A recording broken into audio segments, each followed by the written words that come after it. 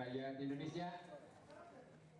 Pendaftaran bakal calon legislatif DPRD Kabupaten Sukabumi, DPD Partai Gelora Kabupaten Sukabumi, mengajukan berkas ke kantor KPU Kabupaten Sukabumi di Jalan Siliwangi Cibadak, Kabupaten Sukabumi. Ketua DPD Partai Gelora Kabupaten Sukabumi, Ayi Abdullah, mengatakan akan memastikan seluruh bakal calon Partai Gelora telah berhasil lolos sistem informasi pencalonan KPU Kabupaten Sukabumi. Meski sebelumnya sempat ada kendala teknis dalam sistem Silon, namun menjelang penutupan tahapan pengajuan bacalek, hal tersebut bisa diatasi. Terkait jumlah bacalek yang akan bertarung pada pemilu 2024 mendatang, Partai Gelora memastikan 6 daerah pemilihan Kabupaten Sukabumi bisa terisi 8 kursi.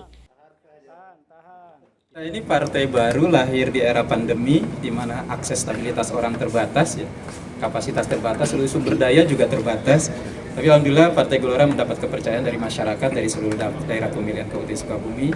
Dari 50 kursi, kuota kursi tersedia kita bisa memenangnya sekitar 95%. Partai Gelora terbentuk di era pandemi COVID-19, sebagaimana diketahui aksesibilitas masyarakat sangat terbatas. Dari Kecamatan Cibadak, Kabupaten Sukabumi, Iqbal Bakar melaporkan.